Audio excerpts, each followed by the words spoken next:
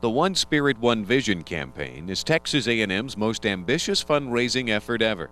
The success of the campaign will rely heavily on the leadership of volunteers. Here you will see a dramatic reenactment of how a campaign volunteer can effectively solicit a gift from a prospective donor. Here we see Library Development Officer John Parker, the Director of the Library, Dr. Florence Stevens, and the Chairman of their Major Gifts Committee, Buck Gibson, discussing the solicitation strategy to use in their visit with Fred and Betty Wayne, prospective donors. Thanks for finding the time to visit before our solicitation of the Waynes. I think it's important for us to develop our strategy so that we can make an effective call. While we have a few minutes before going over to see Fred and Betty, I'd like to discuss the research material, the written proposal, and discuss each of our roles during the visit.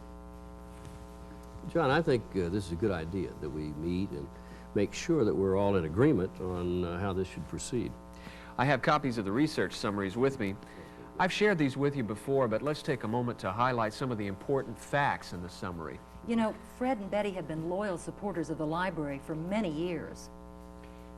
I think that's important. I was reminded from the report that they had 2 children graduate from Texas A&M. Did you notice that Fred and Betty have also given to the Corps of Cadets? Yes, I did notice that.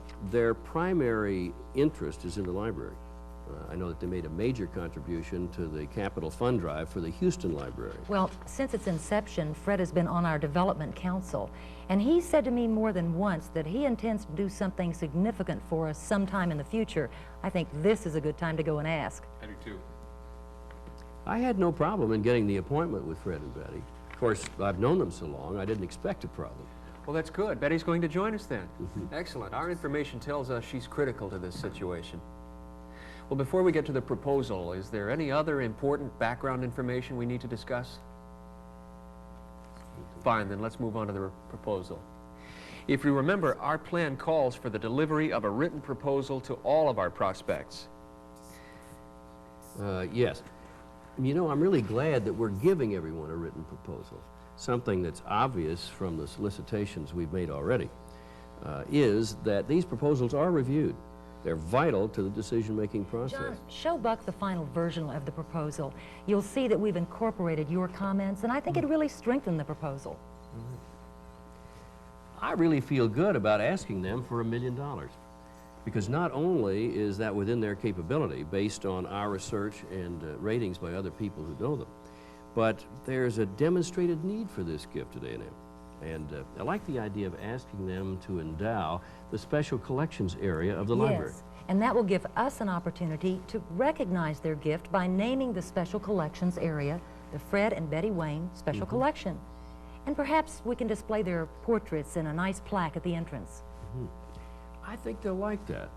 I think that being able to recognize gifts in the appropriate fashion is important to the campaign. I know they've never given a gift like this at A&M, but have they ever given a gift this large anywhere else? No, this will be the largest gift they've ever made.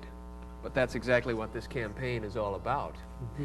Let's review our strategy and discuss our specific roles for when we actually get there. Shall we? Well, now, I'm still planning on taking the lead, since I was the one who made the appointment. Good. I think after the introductions, Florence should discuss the state of the library, if you will, and the library's needs. Fine. Then, I think it would be effective if you, Buck, would talk about the campaign and your commitment and why you made it. What time is it? Oh. Our appointment's at 2.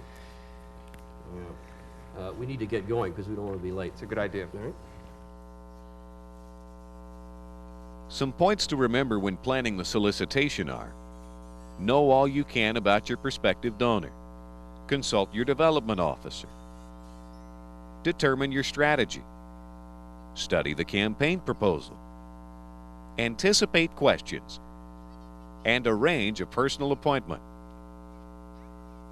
We now rejoin the solicitation team as they meet with Fred and Betty Wayne to seek their support for the library and the campaign.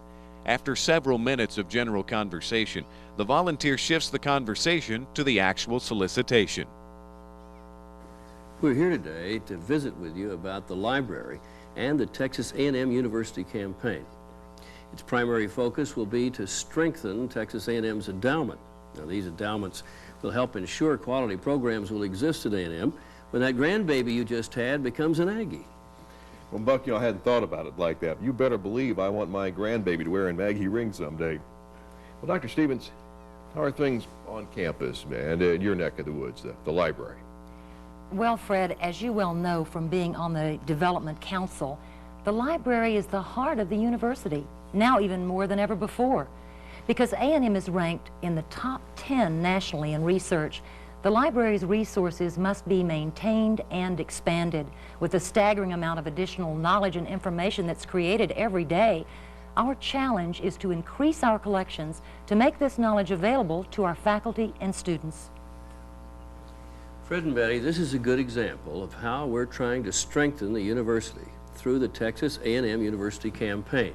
Each major component of the university will be seeking monies for priority programs in their respective areas. The campaign will do more than just raise money. It'll give us the opportunity to involve many of our 160,000 former students and to heighten the awareness of Texas A&M both nationally and internationally. You know, we're one of the few institutions in the nation that has been designated by the government as a land-grant, sea grant, and space grant university. When I visit the campus, I'm always amazed to learn something new about the many teaching and research activities that go on at A&M. Our students and faculty are among the best in the nation, and this campaign is designed to enhance our position.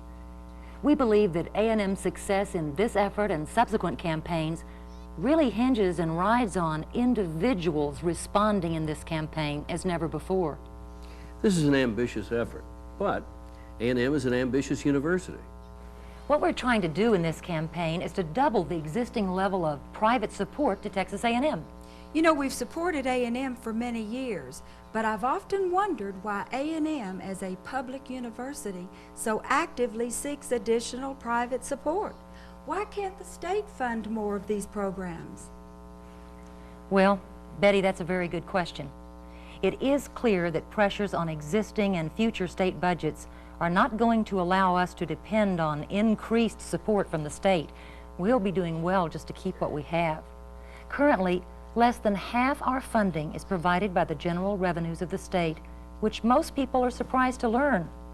This makes us a state-assisted university rather than a state-supported university. And remember, the funds that we're seeking are primarily for endowments which undergird our academic programs. Another point I want to make is that we are in a competitive market for students and faculty. These endowments will help us to retain and attract the nation's finest.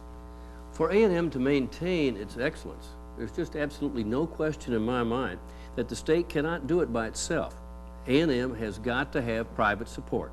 In my opinion, more private support as time goes on relative to the past. Well, how are you doing so far? Many people are making the most significant contribution they have ever made in their lives. During the campaign, all gifts to the university will be counted toward our ultimate goal.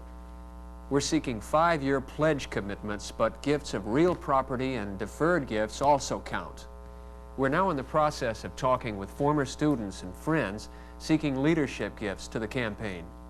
All in all, we're very pleased with our progress. You know, ever since I was in the Corps, A&M has meant a lot in my life. I not only received a good education, but I feel that it also taught me a couple of very important lessons that made a big difference in my life. Mainly how to assume responsibilities and the importance of getting the job done. What I've received from A&M is just more than I can ever repay. So when I was approached to get involved in this campaign, I didn't hesitate. When I began thinking about my personal gift to the campaign, I knew it would be important to make a significant gift. I've been blessed with more than my share of good fortune in business. I evaluated my resources, and I decided I could make a gift of $1 million to the library in the campaign. Now, once I made this decision, I really felt good about it, and I discovered, with the advice of my accountant, that there were many ways I could utilize existing tax laws to my benefit. As a result, I decided to make a pledge over 5 years, and that I would use some appreciated stock that I had in my portfolio to fund the gift. Fred and Betty, I just wanted to share with you both what it is I've done so that you could have that in your thinking as you consider what it is we want to talk about today. Let me say once again how much we appreciate your leadership in this campaign. Buck, that really is a generous gift.